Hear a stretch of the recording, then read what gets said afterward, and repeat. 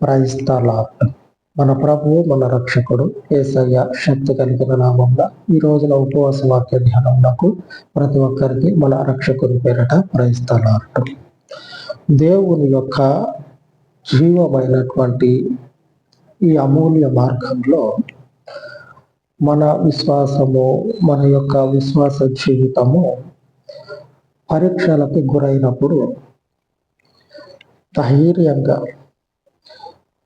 విశ్వాసంతో మనము ఎంతగా ఆయన యందు నిరీక్షణ కలిగి ఉంటామో మనకి అంతకు మించినటువంటి సహాయం కలుగుతూ ఉంటుంది. అంతకు మించినటువంటి సహాయం కలుగుతుంది. పరిశుద్ధుల జీవితాల్లో భయం అనేది ఇక్కడ దాకా, పీకల దాకా భయం అనేది వారిని ఆవరించినప్పుడు ధైర్యంగా ఉన్నారు. ధైర్యంగా ఆ పరిస్థితి వారి జీవన్మరణ సమస్య అని అంటారు చూడండి. అనగా బతుకుకి చావుకి మధ్య సమస్య. అంతటి భయంకరమైనటువంటి పరిస్థితుల్లో దేవుడు వారిని ఏం చేస్తా ఉన్నాడంటే సంరక్షిస్తా, వారిని కాపాడుతా, తన పేరును బట్టి వారిని ఆవరిస్తా ఉన్నాడు. ఈ రోజున పరిశుద్ధ వాక్య ధ్యానంలో భాగంగా మన ఈరోజు వాక్య ధ్యానము 2వ దినవృత్తాంతాల గ్రంథము 30వ అధ్యాయము 9వ వచనం. మీ దేవుడైన యెహోవా కరుణ కటాక్షములు గలవాడు కనుక మీరు ఆయన వైపు తిరిగిన ఎడల ఆయన మీ యందు ప్రసన్నుడగును. మీరేం చేయాలంటే దేవుని వైపు తిరగాలి. నేను ఒకనొక స్థితిలో ఉన్నా, మామూలుగా మన మాట వరుసకి చెప్తా ఉన్నా. నేను ఒకనొక స్థితిలో ఉన్నా. ఆ స్థితిలో ఉన్నప్పుడు ఏం చేస్తానంటే నాకున్నటువంటి సమస్యలను బట్టి, నాకున్నటువంటి అధికారము, నాకున్నటువంటి పేరు ఉంటుంది కదా, దాన్ని ఉపయోగించుకొని నా సమస్య నుంచి నేను బయటపడటానికి ప్రయత్నం చేస్తాను. ఇది అంతటా అందరి జీవితాల్లో జరిగేది. ఒకసారి పరిశుద్ధుల జీవితాల్లో చూసినట్లయితే ఇందుకు భిన్నంగా జరుగుతూ ఉంది. ఏం జరుగుతుంది? ఇందుకు భిన్నంగా జరుగుతూ ఉంది. మనము దేవునికి ఈ రీతిగా ఉండాలి. వాళ్ళకున్నటువంటి ఆ పేరు ఉపయోగించుకోవట్లా, వాళ్ళకున్నటువంటి ఆ అధికారాన్ని ఉపయోగించుకోవట్లా. అంటే ప్రజల మధ్యలో వాళ్ళకి ఎటువంటి స్థితి ఉన్నదో ఆ స్థితిని వారు వారి జీవితంలో ఆ సమస్య ఎడల ఉపయోగించుకోకుండా, ఆ సమస్యను బట్టి వారికి ఉన్నటువంటి ఆ పేరును కానీ, వారికి ఉన్నటువంటి అధికారాన్ని కానీ ఉపయోగించకుండా దేవుని వైపు తిరుగుతా ఉన్నారు. దేవుని నామానికి స్తుతి కలుగును గాక. లేఖనము ఇదే విషయాన్ని సెలవిస్తా ఉంది. దేవుని ప్రజలారా, దేవుని యొక్క అమూల్యమైనటువంటి మార్గమందు మన అమూల్యమైనటువంటి జీవితాలని ఆయనకు అప్పచెప్పినాం కదా. మనము మన ప్రాణము ఎంత విలువైనదిగా భావిస్తామో అంతకు 100 అంతలు ఆయన మన ప్రాణాన్ని విలువైనదిగా భావిస్తాడని కాదు, భావించాడు ఆయన. మనం అనుకున్న దానికంటే మన ప్రాణం ఆయనకి విలువైనదిగా భావించండి. కనుకనే బయట ఉన్నటువంటి, క్రీస్తులో లేకుండా బయట ఉన్నటువంటి మనల్ని క్రీస్తులోనికి నడిపించి ఆయన సంరక్షణలో నిలిపి కృప చూపుతా ఉన్నాడు. ఇంత కృప చూపినటువంటి దేవుడు ఇంత పరిస్థితుల్లో మనము సమస్యల్లో చిక్కుకున్నప్పుడు మనకి సహాయం చేయడా? మన పేరుని, మనకున్నటువంటి అధికారాన్ని ఉపయోగించుకుంటే, మనకున్నటువంటి ఆ స్థితిని మనం వాడుకుంటే దేవుని కార్యం అనేది మనం చూడకుండా పోతాం. ఒకవేళ దేవుని కార్యం కొంచెం సేపు పక్కకు పెడితే అన్ని సందర్భాల్లో మనకున్నటువంటి పేరు, మనకున్నటువంటి ఆ గొప్ప స్థితి మనల్ని విడిపించదు. విడిపించదు, ఏదో 1-2 సందర్భాల్లో. కానీ దేవుని యొక్క సహాయము అన్ని సందర్భాల్లో, మీరు రాజు ముందు నిలబడ్డా, లేకపోతే ఆ తుమ్మితే పడిపోయేటువంటి మనిషి ముందు నిలబడ్డా సరే, తుమ్మితే పడిపోయేటువంటి మనిషి ముందు నిలబడ్డా సరే, ఆయన మనకి సహాయంగా ఉంటాడు. రాజు ముందు నిలబడ్డా సరే సహాయంగా ఉంటాడు. అన్ని సందర్భాల్లో ఆయన వైపు మనం తిరగాలి, పరిశుద్ధ దేవుడి వైపు మనం తిరగాలి. ఇటువంటి జీవితము మనకు అవసరమైంది. ఎంతమంది ఈ రీతిగా జీవిస్తారు, జీవించడానికి సిద్ధపడతారు? క్రైస్తవ్యంలో ఉన్నటువంటి ప్రతి ఒక్కరు కూడా ఈ జీవితాన్ని జీవించడం కొరకు సిద్ధపడాలి. నేను నిజంగానే చెప్తా ఉన్నా, నేను ప్రతి సందర్భంలో దేవుని సహాయం కొరకే ఎదురు చూస్తా. దేవుని సహాయం కొరకే. ఒకనొక సందర్భంలో ఆ దేవుని సహాయం రాలేదనుకోండి, ఆ పరిస్థితిలో, ఆ సందర్భంలో అప్పటికప్పుడు దేవుడు ఎలాగ నడిపిస్తాడో అలాగా ముందుకెళ్ళిపోతారు. ఇంకప్పుడు మనం వీళ్ళ దగ్గరికి పోకూడదు కదా అనేటువంటి పరిస్థితి ఉండదు. ఆ సమయంలో ఆయన ఎలాగైనా నడిపేది, అలాగే నడుచుకుంటా పోతా. అంతకు ముందు మనుషుని యొద్దకు పోయి చెయ్యి చాపి ఇట్లాగా జీవితాన్ని బయటపడేసుకొని తర్వాత మరలా ఏమీ తెలియనట్టే దేవుడి దగ్గరికి పోయి చేయి చాపితే నాకు సిగ్గు అనిపిదా? నన్ను నేను అద్దంలో చూసుకుంటే నాకు ఎబ్బెట్టుగా అనిపిదా? ఎజ్రా అనుకుంటా, ఎజ్రానే పక్కన ఉన్నటువంటి వాళ్ళు సలహా ఇస్తారు. ఎజ్రా గ్రంథం తెలుసు కదా, శాస్త్రి అనే ఎజ్రా. ఆయన అంటాడు, పక్కన ఉన్న వాళ్ళు సలహా ఇస్తే, అయ్యా మన శత్రువులు ఈ రాత్రికి మన మీద దాడి చేయబోతా ఉన్నారంట, మనకి ప్రాణహాని తలపెట్టబోతా ఉన్నారంట, నువ్వు పోయి ఆడవ దగ్గర దాక్కో అని అంటే, ఎజ్రా అంటాడు, ఎజ్రా నేను పిరికోడ్లాగా పోయి దాక్కొని మళ్ళా ఎలుక గనక కలుగులో నుంచి బయటకు వచ్చినట్లు బయటకు వచ్చి దేవుడు గొప్పోడు, మన దేవుడిని స్తుతించండి అని చెప్తే తర్వాత చెప్పాల్సింది అదే మాట కదా. అట్లాగే చెప్తే నా అంతటోడు అట్లాంటి పని చేస్తే దేవుడి నామానికి అవమానం కదా అని సమాధానం చెప్తాడు. పక్కన ఉన్న వాళ్ళు సలహాలు ఇస్తా ఉంటారు. శత్రువు వచ్చినప్పుడు పోయి ఏదో ఒక బొక్క చూసుకొని దాంట్లో దాక్కోపో, ఎలక గారికి ఎట్లాగ దూరుతుంది, ఆ బొక్కల్లోకి అట్లాగే నువ్వు కూడా ఏదో ఒకటి చూసుకొని అందులో దాక్కో. వాడు పోయినాక మళ్ళీ వచ్చి వాక్యం చెప్పు, మేమేంటో ఏమని వాక్యం చెప్తాడు, మన దేవుడు భయంకరుడు, సూర్యుడు అని చెప్పని వాక్యం చెప్పినప్పుడు ఈయనకి ఎబ్బెట్టు కనిపించదా? అంత భయంకరుడైన దేవుడు, అంత సూర్యుడు అయితే పోయి బొక్కలో పోయి ఎందుకు దాక్కున్నాడు? చెప్పేటువంటి మనకే ఆ వాక్యం కొట్టదా తిరిగి మాటల? అందుకే అంటాడు ఎజ్రా, నా అంత తోడు అట్లాంటి పని చేస్తే సరైనటువంటి దేవుని యాజకుడు, దేవుని యొక్క మనుషుడు అని అనిపించుకోడు అని సమాధానం చెప్తాడు.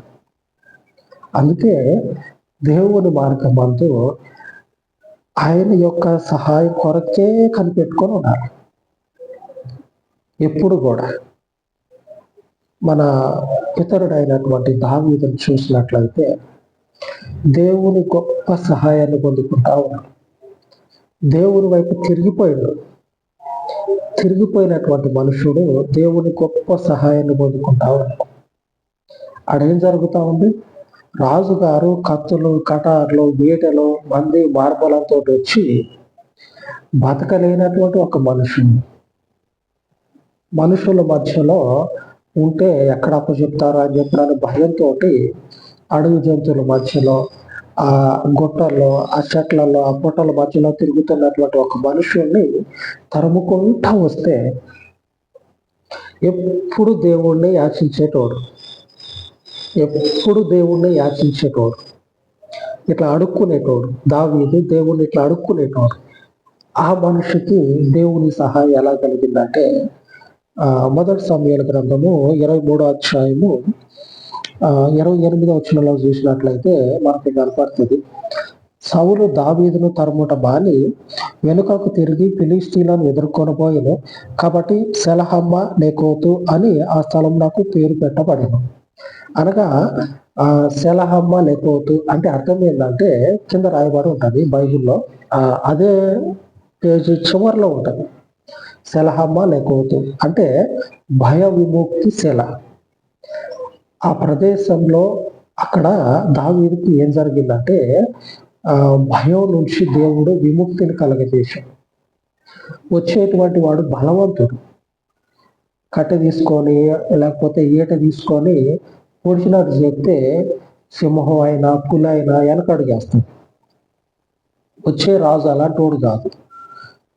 అటువంటి వాళ్ళని ఎంతో మందిని చూసాడు. బెదిరిస్తే బెదిరిపోయి వెనకపోయేటువంటి వాడు కాదు. దేవుని అభిషేకం ఉన్నటువంటి రాజు ఆయన. ఆ రాజు ముందు భయపెట్టించి ఎట్లాగా తప్పించుకుంటాడు? దేవుణ్ణి ఆచిస్తా ఉన్నాడు, దేవుణ్ణి అడుగుతా ఉన్నాడు. దేవుని వైపు తిరిగిన మనిషి కదా, ఆయన యొక్క సహాయం కొరకే కనిపెట్టుకుని ఉన్న మనిషి కదా.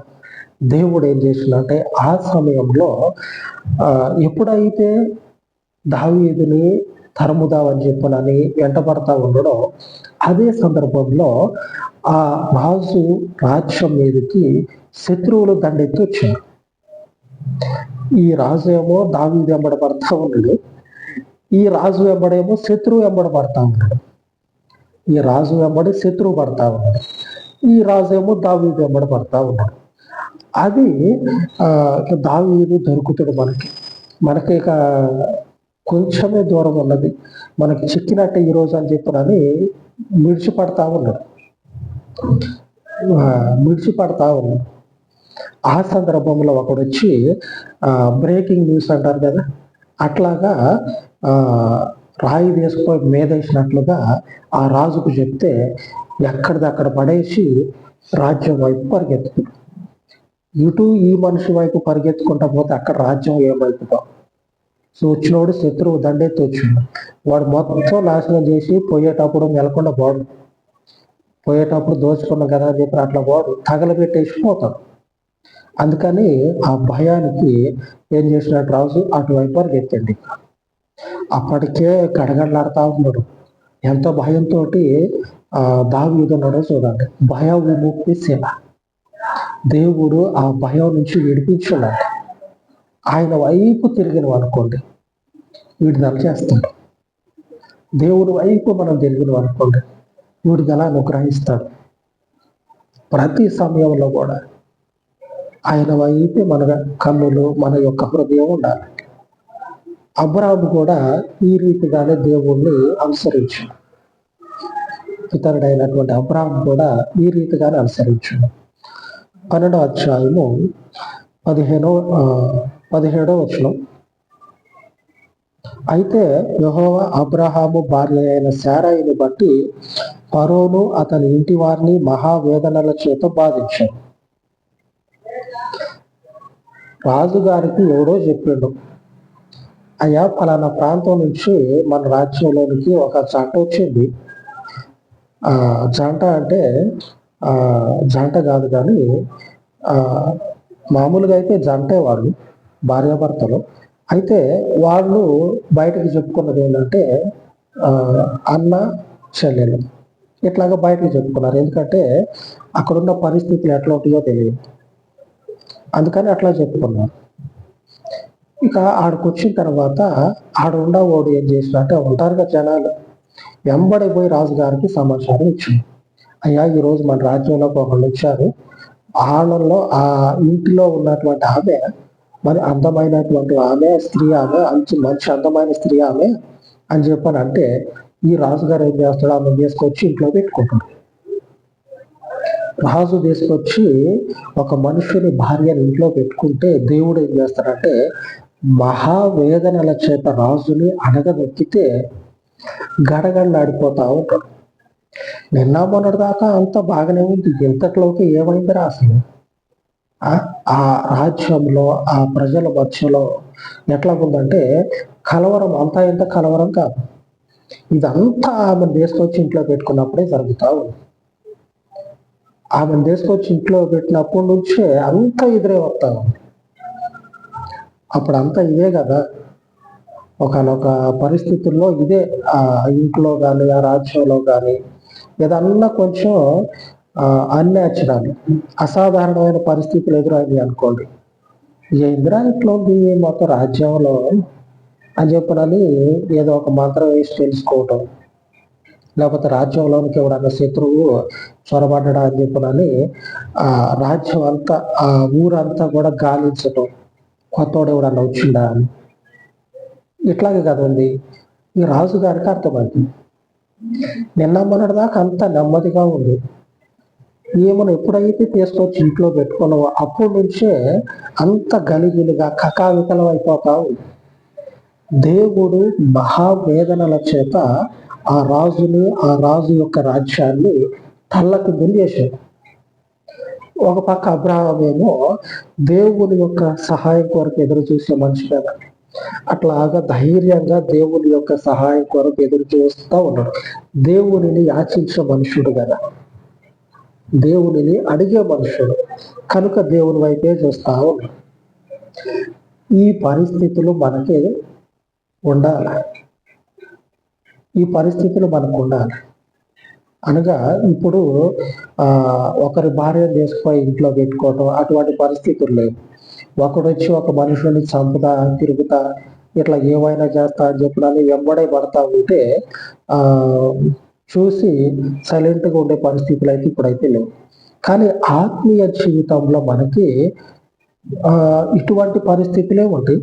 కానీ ఇంత భయంకరంగా ఉండకపోవచ్చు. ఇప్పుడు పరిస్థితిని బట్టి ఇంత భయంకరంగా ఉండకపోవచ్చు. ఒకవేళ ఇంత భయంకరంగా ఉన్నా సరే అంటే ఆత్మీయ జీవితంలో దేవుని ఎడల మన యొక్క విశ్వాసము వెల్లడి చేస్తున్నప్పుడు ఏమవుతుందంటే పరిస్థితులు అనేవి ఒక్కొక్కసారి మామూలుగా ఉండవచ్చు, ఒక్కొక్కసారి కొంచెం భయంగా అనిపించవచ్చు. మరొకసారి ఏం జరుగుతుందంటే మొత్తానికి ఆ పరిస్థితి అంతా కూడా ఏమవుతుందో అనేటువంటి భయంకరమైనటువంటి పరిస్థితికి ఉండొచ్చు. ఈ పరిస్థితులన్నిటిలో కూడా మన యొక్క గురి మన దేవుని వైపే చూడాలి.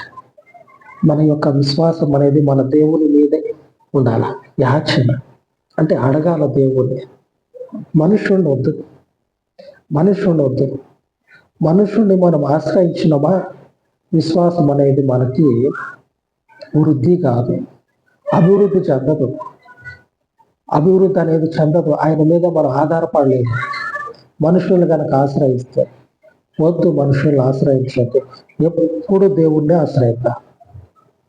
ఆయన మన ప్రాణము మనం ఎంతగా ప్రేమిస్తామో, ఎంతగా విలువైందని చూస్తామో అంతకు మించి ఆయన మన ప్రాణాలని, మన యొక్క జీవితాలని విలువైనదిగా చూసే దేవుడు. మనకంటే ఎక్కువ విలువైనదిగా చూసేటువంటి వానికి మనల్ని అప్పచెప్పుకున్నామంటే ఆయన క్షేమంగా వర్ధిల్ల చేస్తాం. ఆయన వైపు తిరిగి ఆయన సహాయం కొరకు ప్రార్థిస్తాం. పరిశుద్ధులు ఎలాగా ఆయన సహాయం కొరకు ఎదురు చూసి ఆయన సహాయాన్ని పొందుకున్నాం. అలాగ ప్రార్థిద్దాం.